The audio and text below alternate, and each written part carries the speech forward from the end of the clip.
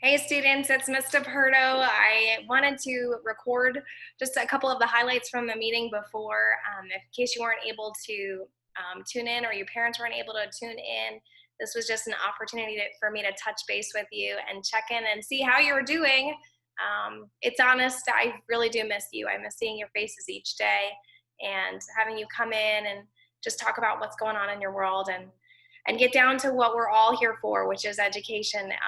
It's so much more than that, though. I mean, with face-to-face interaction and just education, and I'm just really I'm rooting for you guys because, you know, if any generation out there right now could be qualified and capable to just cut the cord and launch into online learning, it is you guys. And I have so much confidence that you guys are going to be able to just pick right up and learn this technology that perhaps would take your parents, teachers, or even anybody else in our generations a little bit longer if they didn't work in the technological industry. So I commend you. I'm so excited for you and the things that we're doing here. I wanted to let you know about some things that are happening as far as the timeline. So today is March 30th.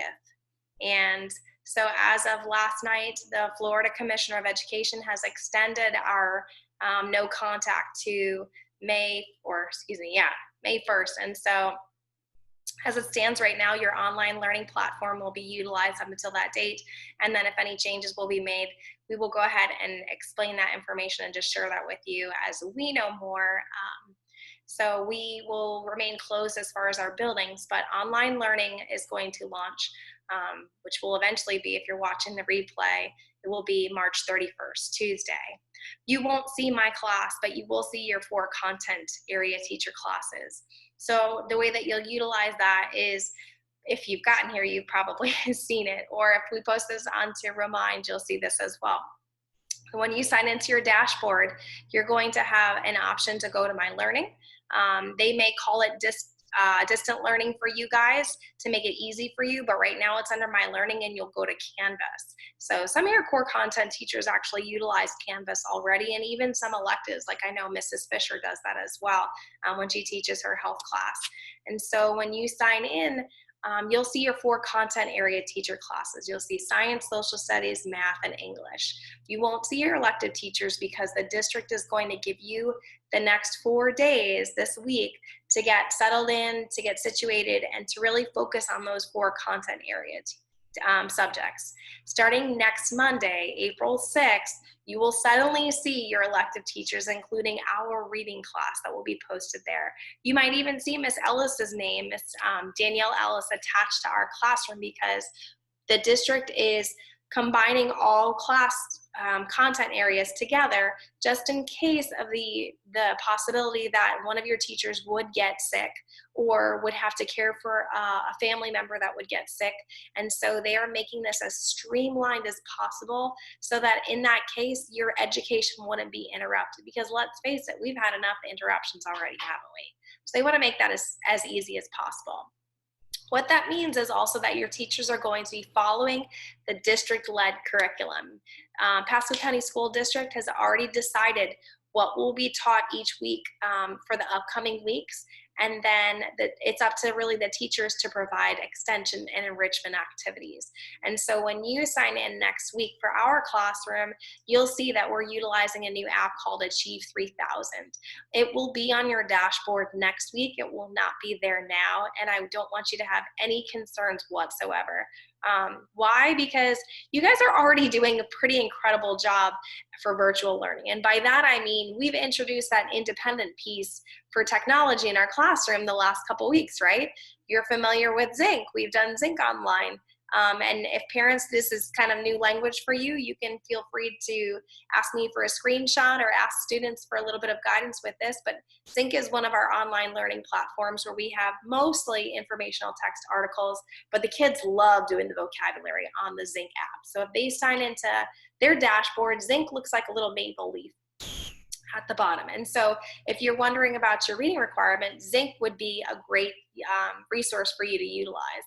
There's another app that we're using in our class.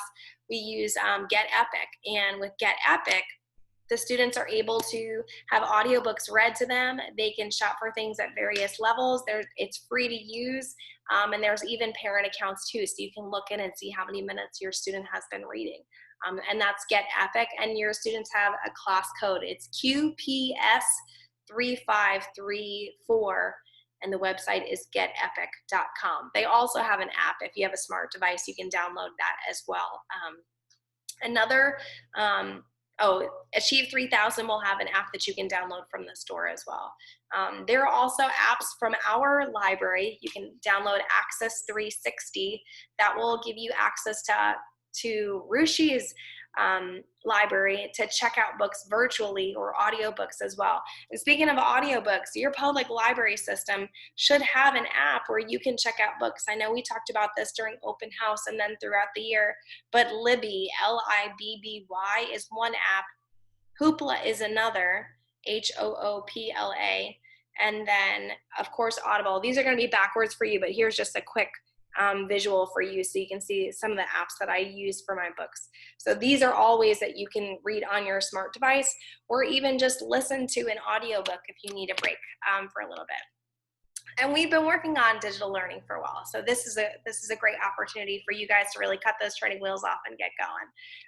ELA right now, English Language Arts, will have a 30-minute reading requirement for you. And so the district requirement for our elective for reading would still be that 50 minutes requirements. So parents, if you're watching this and you're wondering, how am I going to get my child to read for 120 minutes? Here's what I'm thinking is, it's time for us to start thinking about the incentives that really work for these kids, because they're young adults now. They know what they like. And so for our house, you guys know that I have 2 children. And so for our house, we do incentives. So my children, they earn things. And so however it's age appropriate with your kids, with my kids, they have jewels in the jar. They get jewels for certain tasks, and then they get a reward afterwards. But for somebody that's a tween or a preteen, it could be just engaged in a desired activity. It could be you can read on your smart device. It could be you can have preferred seating, which we used to do in our classroom, where you can pretty much read wherever you want. You read whatever you want, just start reading something and read outside. It could be, sure, you can earn TV time, and you press the mute button and put the subtitles on, and then just have some time where they're reading the captions to try to see if they can remember what's going on in the dialogue versus what it says on the screen, and keep up with that fluency. So there's a lot of things too. I don't know if you have incentives at your house, or if it's not really like you could go a lot of places now as rewards, but to do some things would be a good incentive too for reading. We have to figure out what works best for all of us. I know personally, my students will tell you they're sick of me talking about running, and I'm sick of it too, because I hate running. And our big goal this year was the students were really working on building their stamina while I was working on building my running stamina, something that I dreaded doing. But I knew that it's something that I had to figure out what would motivate me to make it work to run a marathon this year. And so I just figured out an app that worked for me. I got motivated, but then sure enough, here we are with distant learning, and they canceled all the marathons. And so students, if you're watching this replay wondering, well, I wonder if whatever happened with Miss DePerto's part of the bargain, I did it. I got up at 4 o'clock that morning and I ran a marathon. No race, no medals, no glory, no nothing. Just did it because I said that was something that I would work for you guys. And I know you have been working so hard up until this moment too.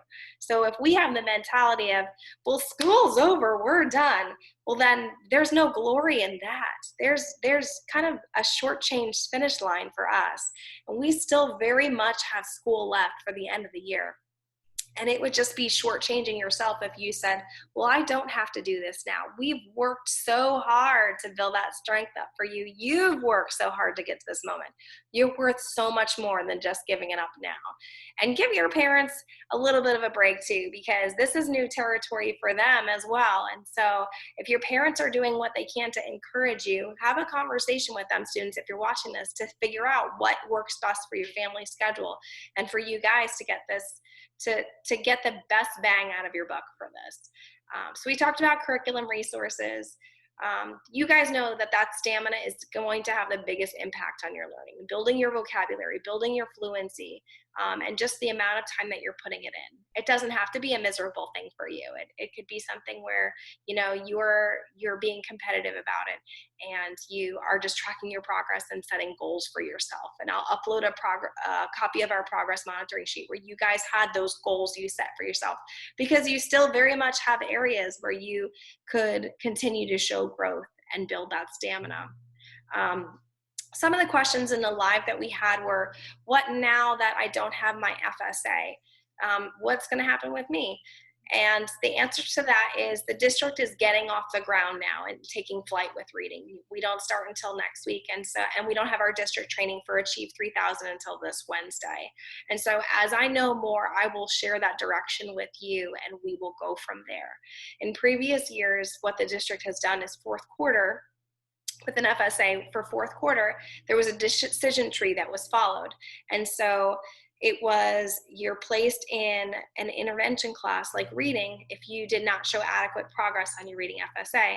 Well, now that we don't have a reading FSA, there were still other options that the district follows. And so one of those would be if they had shown adequate progress on like similar assessments, or if in previous years they had passed or showed satisfactory achievement, and then perhaps last year was just a fluke of a score where you were close to passing, but perhaps not. And forgive me for using that word pass. I really cringe at that word pass, but achievement level, an achievement level to show satisfactory grade level standards of progress. And so now what I imagine will happen is that the district will create a new decision tree to reflect the reading programs that we've done and the reading data that they have. What that means also is that this is the best time more than ever for you guys to continue to show that growth and to be pushing yourself, because if there is no FSA test at the end of this year, then they're going to be considering other means to make sure that you're showing the progress and the growth that we know that you've made this year, the growth that you've been working for every single day in class. And so just keep at it. Don't just say, woo, we're done, we don't have to do this anymore. That's the biggest advice I can give to you, is stick with it. That summer slide we talked about in class was 2 months long, and to just give it up now, there's no reason we should have a summer slide of 4 months long. And if your whole goal of being in this class was to get out, then it can't be your goal any longer. It cannot be your goal that you're just going to get out of reading. We gotta commit to the goals that we set for ourselves and each other, right? So that's the district standards and what they know. What else? Some of the questions they asked. Oh, missing assignments. So right now the district has pushed back the third quarter deadline for grades. I signed into No Red Ink and saw that some students hadn't finished some of their work yet. I do have all my grading done. I have to upload assignments. And so that's what I'm planning to do Tuesday and Wednesday, is just solidify the grade book. And so that when the district does pull grades on this Thursday, that everything will be totally accurate. So what I would suggest to you is this Wednesday, maybe midday, go online and check your grades and confirm that everything that's posted is correct for you, or perhaps you have, a piece of evidence in your backpack that you go, oh, I didn't realize I still had this and didn't turn it in, and then text that to me so that I can upload your grade and you'll have the most accurate grade available online. As far as other grades, I think I touched on this before, but the district is going to ask us to grade consistently based on what their standards are and what assignments they have. So if something is posted there, I would highly recommend in all of your classes, make sure that you're following their guidelines. You have to be on the computer each day for all of your classes. Even if it's just to check in and write, just a greeting or something, make sure you're checking each one of your classes each day, because at the end of the week, that following Monday, your teachers will go in and check to see your online activity to make sure you've had this online pulse, so to speak, for those 5 days. And let's say you missed a day, or even if it's just past the midnight cutoff, because let's face it, some of us are night owls, not myself included, I'm an early bird, and they see that you signed in at 12:02, well, that wouldn't be considered attendance for that day. So just make sure that you're signing in and get a routine going for yourself. Make sure that you're setting aside time that you want to work, and then a schedule that works best for your family, where you're going to take a break and then you know, have a little bit of free time and then get back to work. You have to see what works best for you. And this is a great week for you to do that. And just kind of figure out a schedule for everybody and stick with that schedule. I'm excited, honestly. I'm really thrilled for you guys because, like I said, is if there's any generation that could do what you're doing now, it's you guys. You are making history right now, and you are paving the way for generations to come. This is the first time public school has strictly been offered in a digital format, and you are picking up the pieces and you are going with it, and you're going to do amazing things that are going to rock the history of public education. And I just commend you for everything that you are doing to prepare yourself for the upcoming quarter and everything that you've done so far to prepare yourself. And I'm a little jealous for you. I said this to the other group. I'm a little jealous because I don't think that I could do this or your parents could do this as well as we know you guys are going to do at this. And we're just so excited to see everything that you guys can do once you get that schedule down and you get to it. So I'm available always for you guys. If you have any questions, send me an email, shoot me a text message through Remind, and then get back to me. You're going to see my posted hours. Some days you're going to see Miss Ellis responding during her window of hours, and then someday you'll see me responding during my window of hours, but we'll always get back to you. We absolutely will.